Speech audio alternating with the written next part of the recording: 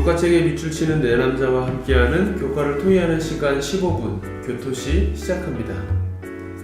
안녕하세요. 저는 교과에 밑줄 치는 남자 이진현입니다. 오늘 함께 교과 토의할 패널 목사님들 인사 나누겠습니다. 안녕하세요. 네, 안녕하세요. 2월교회 윤은수입니다. 예, 반갑습니다. 네, 안녕하세요. 광현교회 조의현입니다. 네, 안녕하세요. 삼성교회 임민호입니다. 네, 잘 지내셨죠? 네. 예, 오늘은 제10과 미국과 바벨론이라는 제목으로 함께 교과 토의해 보겠습니다. 기억절입니다. 그때에 내 민족을 호위하는 큰 군주 미가엘이 일어날 것이요 또 환란이 있으리니 이는 개국 이래로 그때까지 없던 환란일 것이며 그때에 내 백성 중 책에 기록된 모든 자가 구원을 받을 것이라. 다니엘서 12장 1절의 말씀입니다.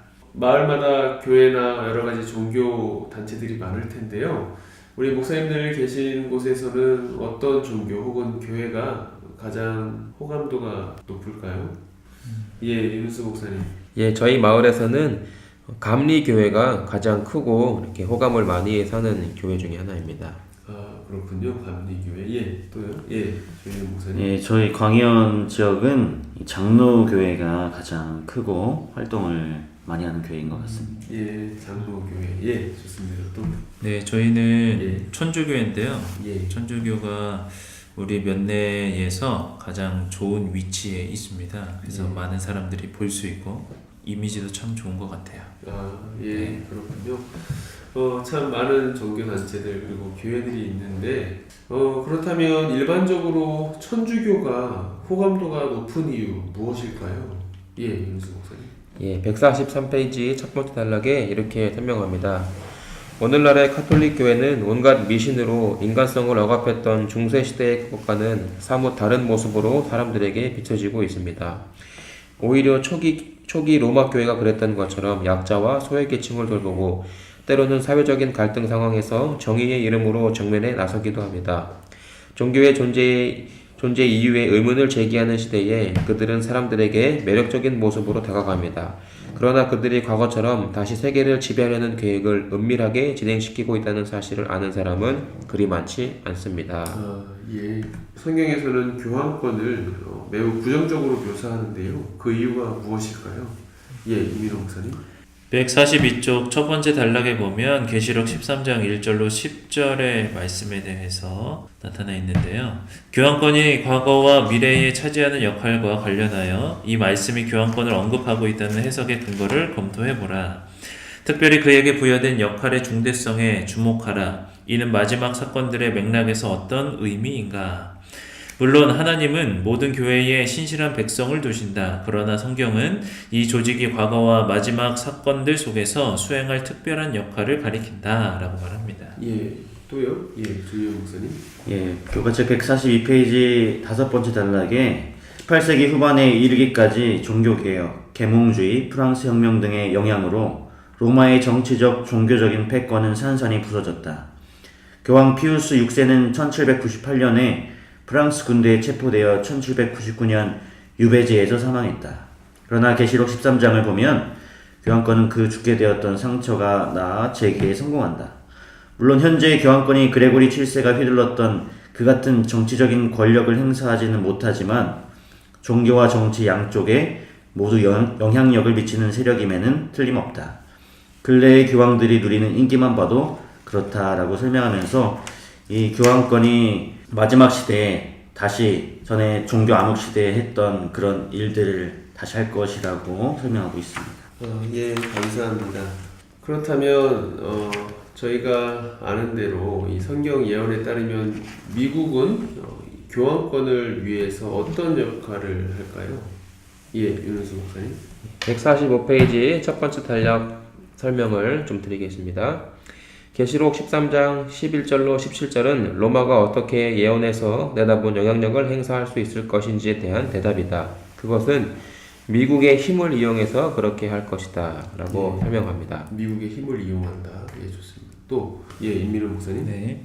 144쪽 교훈 부분에 보면 로마 교회의 전성기가 끝나갈 무렵에 땅에서 올라오는 짐승으로 예언된 미국은 교황권이 이전의 영향력을 행사하기 위해 필요한 힘을 제공할 것이다 라고 말을 하고 있습니다. 예.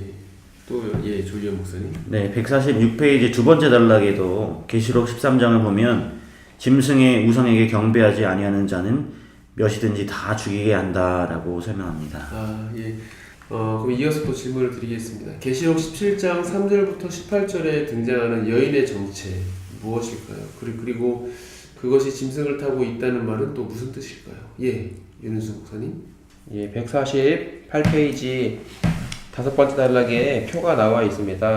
정결한 여인에 대해서 계시록 12장에 나와 있는 설명을 이렇게 보시면요. 하늘에 있음, 해로 옷 입음, 12별이 달린 면류관을 씀, 용의 공격을 받음, 그리고 남은 자손의 범위라고 설명을 하고 있습니다. 그리고 또 음료는 그렇다면 네. 임민호 그 목사님. 표에 보면 이제 음료는 계시록 17장에 잘 나타나 있는데요. 그의 모습에 대해서 물 위에 있음, 자줏빛, 붉은빛 옷을 입음, 그리고 금과 보석과 진주로 장식함, 용의 지원을 받음, 그리고 음녀들의 어미다라고 말을 하고 있습니다. 그래서 계시록의 17장의 그 음녀의 정체를 이렇게 교과 측에서 잘 설명해 주고 있습니다. 그렇다면 하나님께서 호소하시는 바벨론에서 나오라라는 이 호소, 이 하나님의 음성을 우리가 누구에게 그리고 어떻게 전하면 좋을까요? 조희연 목사님. 교과책 148페이지 교훈 부분에 이렇게 기록되어 있습니다. 큰 성 바벨론은 하나님을 거역하는 정치 세력과 연합한 배도한 교회를 상징한다. 마지막 때에 하나님의 백성에게 거기서 나오라는 기별이 선포되어야 한다라고 기록되어 있습니다. 오늘 교과 제10과 미국과 바벨론이라는 내용을 함께 살펴보았는데요. 저희들이 이 마지막 시대를 살아가면서 성경의 예언 그리고 미국의 활동 여러 가지 역할들을 보시면서 저희들이 이 마지막 시대의 영적인 분별력을 더 예민하게 곤두세우고 더욱더 하나님의 말씀에 초점을 맞추고 또 이 마지막 시대에 저희들이 더욱더 예수님을 바라보는 백성이 되어야 되지 않나 생각을 하면서 오늘 교과를 준비하겠습니다. 다음 주에는 제11과 하나님의 인과 짐승의 표라는 제목으로 함께 교과 소개할 텐데요. 어떤 내용들을 함께 살펴볼지 간단하게 소개해 주시고 교과 토의 마무리하도록 하겠습니다. 네, 교과 제목처럼 상반되는 가치에 대한 문제들인데요. 성경에서 말하는 하나님의 인, 그리고 그 인에 관련해서 우리가 고수해야 할 우리의 신앙의 가치가 무엇인지, 그리고 또 짐승의 표를 구별하기 위한 방법들에 대해서 그 내용들을 비교하며 공부하는 시간을 가져보도록 하겠습니다. 감사합니다. 이상으로 오늘 제10과 미국과 바벨론 교과 토의를 마치도록 하겠습니다. 저희 교토시는 항상 쉬운 교과 토의 방송 되도록 최선을 다하겠습니다. 감사합니다.